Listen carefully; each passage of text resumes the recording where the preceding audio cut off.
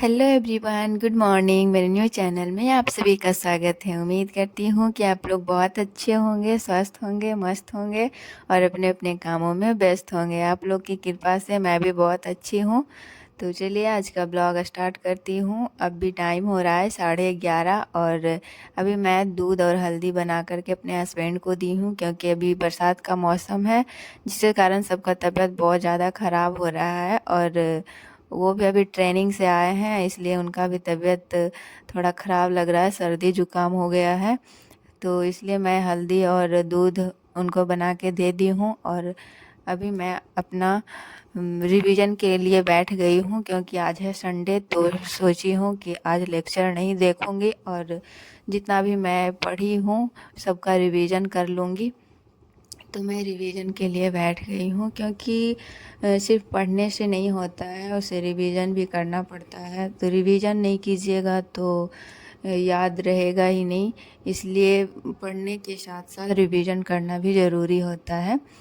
तो मैं ऐसा करने का सोची हूँ कि जितना भी पढ़ूँगी एक सप्ताह में, और उसके बाद मैं संडे संडे को रिवीजन करूँगी।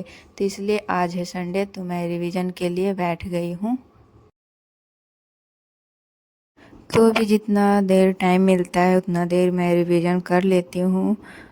उसके बाद फिर किचन का काम भी करना होगा, क्योंकि एक मैरिड लाइफ में सब कुछ देखते हुए चलना पड़ता है।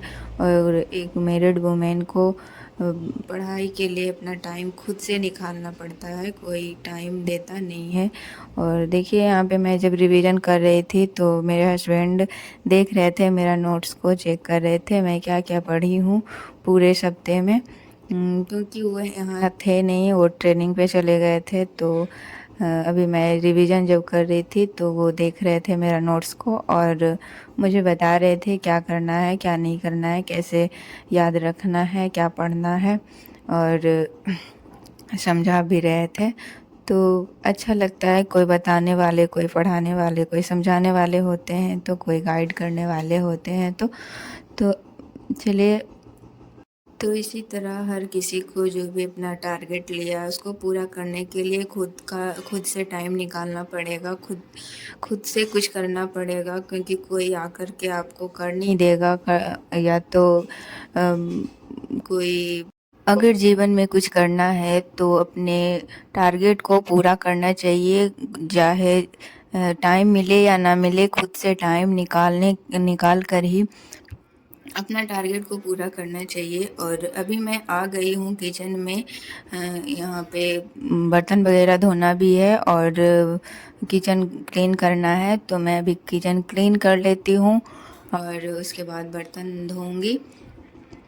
तो इसीलिए सबका अपना अपना काम होता है, और मैं भी अपना जितना भी किचन वगैरह काम होता है झाड़ू पोछा करने के बाद ही मैं स्टडी करती हूँ। ऐसा नहीं कि मैं बस सारा काम छोड़ कर के स्टडी ही करूँगी। तो इसलिए मायके में तो चल जाता है, पर ससुराल में तो अपना काम जो होता है वो खुद से ही करना पड़ता है। तो इसलिए लड़की लोग को शादी के बाद थोड़ा ज़्यादा मुश्किल उठाना पड़ता है। तो कोई बात नहीं है, मेहनत करनी चाहिए। बिना मेहनत का तो कुछ होता नहीं है। तो इसलिए मेहनत, जब तक सफलता नहीं मिलती है तब तक मेहनत करते रहनी चाहिए। और अभी शाम का टाइम हो गया था और मैं आ गई थी यहाँ खाना बनाने के लिए। और यहाँ पे मैं सब्ज़ी बना रही हूँ, उसके बाद मैं रोटी बनाऊँगी। और खाना बनाने के बाद मैं सबको खाना वाना खिलाने के बाद ही मैं फ्री होंगी। तो पहले खाना बना लेती हूँ, उसके बाद फिर मिलती हूँ।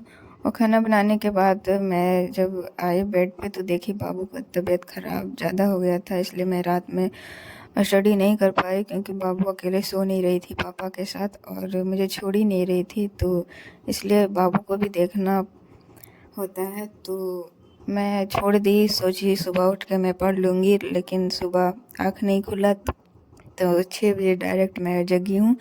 तो सोची हूँ आज छुट्टी है उनका, तो मैं 1 घंटा लेट ही खाना बनाऊंगी और मैं 1 घंटा तक देख लेती हूँ एक आध लेक्चर। तो मैं 6 बजे से एक लेक्चर देखना स्टार्ट कर, तो मैं अपना स्टडी यहाँ स्टार्ट कर रही हूँ और उसके बाद खाना वाना बनाऊँगी। और अभी बाबू सोई हुई थी तो सोची कि अभी अच्छा टाइम है स्टडी का, फिर दिन में जग जाएगी तो तबीयत ख़राब है तो पता नहीं स्टडी करने देगी या नहीं देगी, तो इसलिए सोची मैं अभी देख लेती हूँ एक आध लेक्चर। तो मैं यहाँ स्टार्ट कर रही हूँ और पढ़ाई के बाद फिर खाना बनाना होगा, फिर झाड़ू पोछा करना होगा और सारा काम तो मुझे ही करना है, इसलिए सब कुछ देखते हुए भी स्टडी करना है। तो चलिए मैं भी जब तक स्टडी कर रही हूँ जब तक आप लोग एंजॉय कीजिए।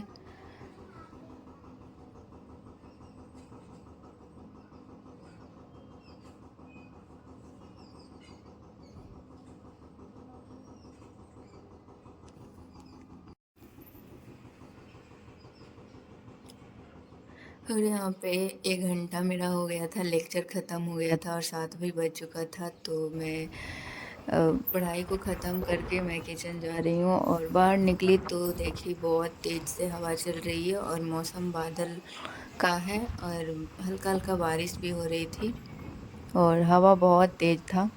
तो मैं चलती हूँ किचन में खाना बनाने के लिए।